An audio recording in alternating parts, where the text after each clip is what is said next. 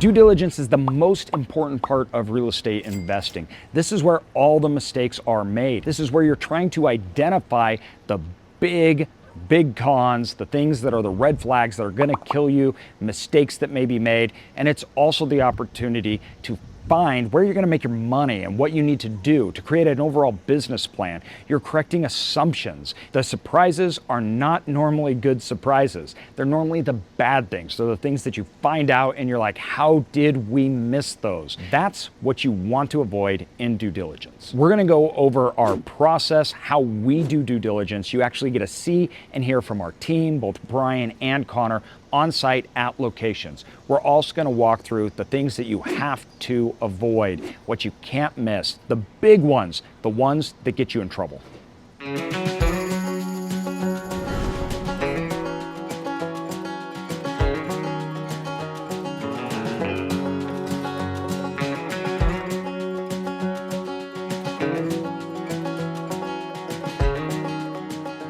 There's a couple different phases of due diligence. What we're talking about right now, and we're on the site, is really the physical property due diligence. So when you show up to a facility to do due diligence, it's really important that you got a process and a system that you can repeat and be consistent every time, and also a way of documenting everything.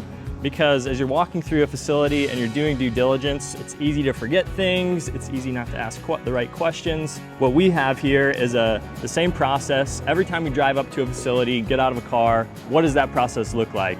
We start from the front entrance and we work our way through the facility, and then we utilize just this iPad and some forms. That way, as we're going through, asking ourselves these questions, taking detailed notes and photos and videos, it syncs back up to our home office. They can be reviewing it in real time, going through everything, asking follow-up questions, and we also have it all saved and nice and easy to access or send to lenders, investors, insurance companies, all of that. So it's really important to be thorough and have a good process when we're walking through these facilities. We're always ordering, and the banks are going to require property condition reports, ALTA surveys, phase ones, and those are great and those protect you and the bank lender, but they're not as comprehensive as we want to get. So what we're doing is we're walking through very detailed sections from signage, fencing and gates, customer parking area, utilities, on-site manager office, bollards, roofing. So getting pretty granular on different categories within physical property due diligence. Now with due diligence, there's always things that you're gonna miss or questions you're not gonna ask. So let's dive into some of the most common issues that you might run into with on-site due diligence. The first thing you want to make sure that you do is you look at the rent roll and the locks on units. When you print off a rent roll from their property management system or their paperwork, you want to verify that rented units are actually being rented and showing as income. This actually happens a lot, but we find out that managers or third parties are actually renting out units that are not being paid for. So verifying that what the finances say, the property management system or the records say, and what is actually happening on site is very important, especially when you're dealing with hundreds of units, which many facilities are. One of the things you got to make sure and look at when you're coming to these facilities and you're walking around on site, you got to visually inspect the roofing. So walk around, make sure there's no damage to the roof, to the gutters, to the downspouts. One of the big mistakes that we've made in the past is assuming when we've had property condition reports done on a property that the roofing is actually good to go. Let's say the property condition report said roofing had 5 to 7 years of expected life left, everything is good to go. Come to find out there was a major roof leak in this area, or deteriorated roofing or gutters in this area that caused flooding or leaks or whatever that is.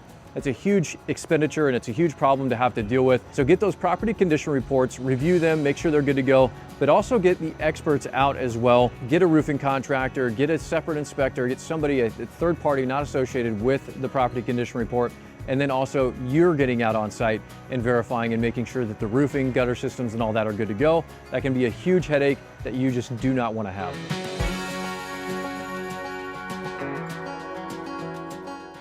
So another commonly missed item on due diligence is looking at the market and your facility and comparing on quality. So we're in here in climate controlled units.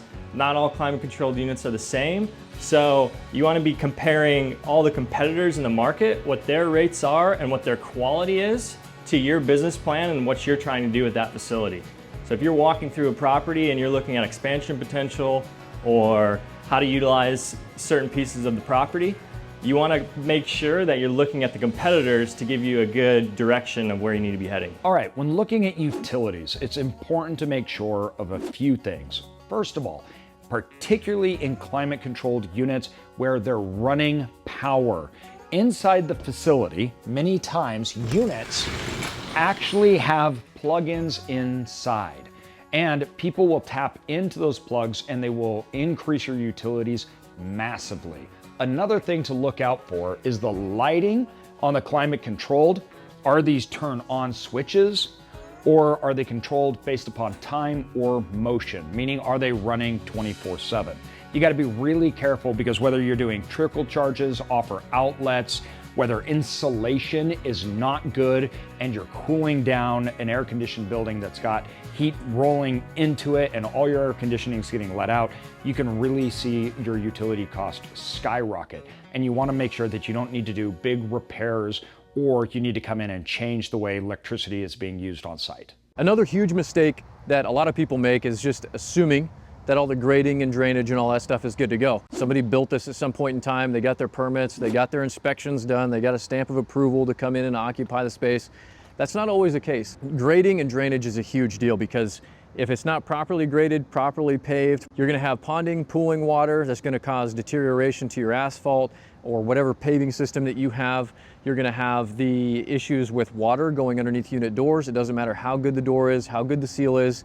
We've seen facilities where facilities are literally, the unit door is at the same height as the asphalt outside, and water absolutely goes into that unit, and there's nothing that you can do about it. And sometimes there's nothing that you can do about that grade without tearing out the entire asphalt system, redoing everything, regrading everything, which is a massive headache that you don't want. There's way more opportunity out there. Again, getting your property condition reports done, coming out on site, visually verifying that everything looks good, and crossing those I's, dotting those T's, or vice versa.